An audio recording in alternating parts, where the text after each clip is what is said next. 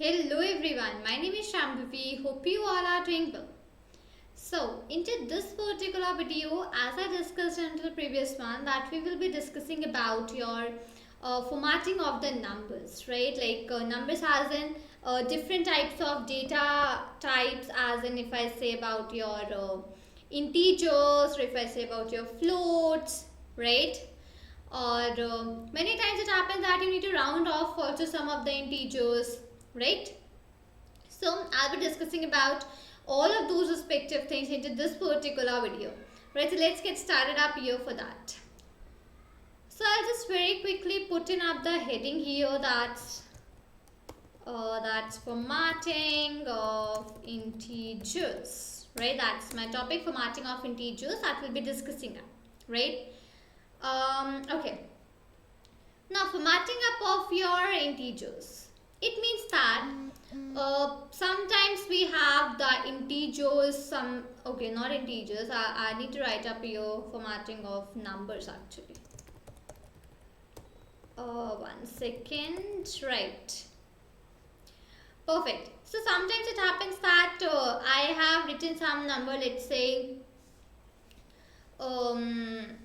15 or 14 or something like that, right? And if you remember that we have the binary conversions, right? We have octal to decimal, decimal to octal, decimal to binary, binary to decimal. These types of conversions we are having up over here, right? So let's say there is any number, let's say 15, 16, 17, 18, any number, and I just want to convert that number to the binary format. Binary format means a number which is in the format of 0 and 1. So I'll just write that also. Binary format 0 and 1. So binary format is one of the numbers which contains only the combination of zeros and ones. So there is any integer which I want to convert up into the binary format, right? So in that particular case, I can format up my integers, I can format up my numbers in that respective case. How to do that I'll show you. N1 is my variable, let's say, which I have taken in, right? And what I am doing is that I'm just writing 0 colon B. Okay, that's how I'm converting to the binary, right? Dot. I'll add in up here my format function. And inside that, I'll be writing that particular format, that particular number which I want to convert in binary. Let's say I want to convert 18 into the binary.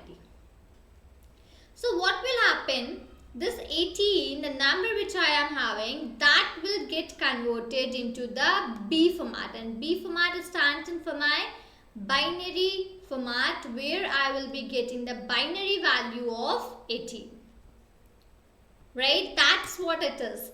And I can print it up a statement like binary representation of 18 is, I can write it something like that, and here I can print in N1. Okay, so that's what it is done, and now is the time that I'll be running at this particular program and checking the final result. See what I got. I got 10010.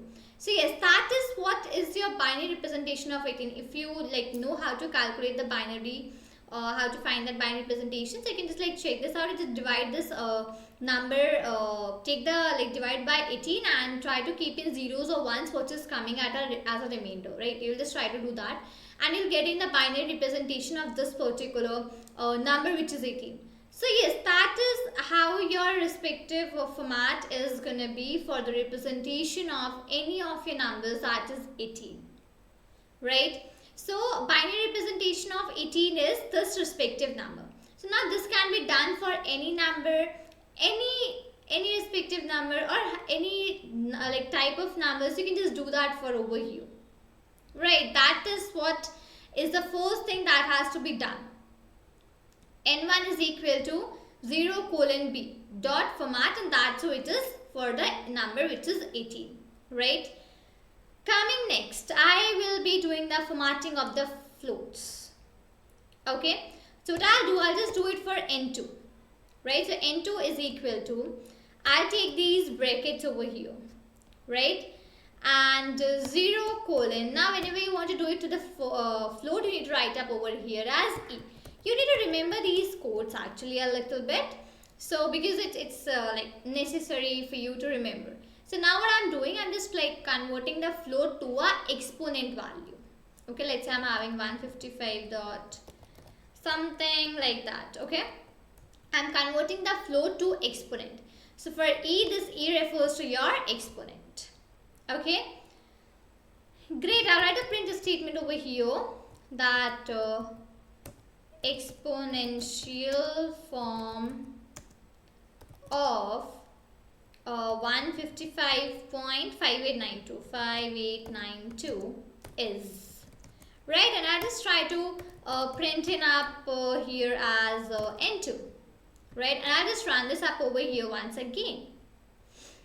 Now check the final result. See, this now has been converted into the exponential format for me, 1.55 something something something, and like it goes on, right? So that's how something, or you can say anything, is converted to an exponential format, right?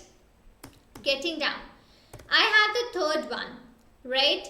Now if you want to round off any integers, round off the integers means, let's say I want to divide 1 by 6, or you can say I want to divide 5 by 6, these types of numbers where you get in the decimals also, right? I want to do some like divide up any number like that. So into that respective case, what could be done, what could happen after that, we can just round off the integers which are after the decimal places, up till 2 decimal places or 3 decimal places, 4 decimal places, you can round them off, right? So I'll show you how. So N3 is equal to brackets, it will be 0 colon 0.2f up till 2 float numbers, right? Coming out, I'll be writing dot format.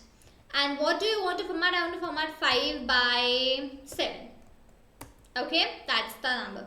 Because formatting this was only make in the sense, because formatting either 5 by 10 or 10 by 5, it won't make out too much of sense, because those numbers are divisible easily with each other, right? So that's the reason. So print, I'll be writing round off value of 5 by 7 is, okay, 5 by 7, 5 by 7,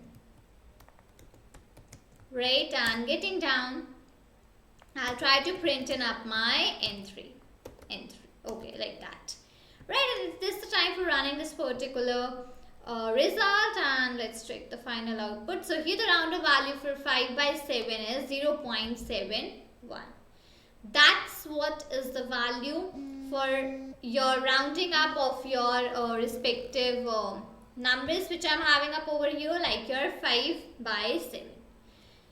Great. So I hope I am pretty clear with this particular thing about your rounding up of the values, how you can do the formattings into the integers, how you can convert into the exponential format, how you can represent a number in the binary format, how you can round off any respective values. I hope all the things are pretty much clear to you all over here.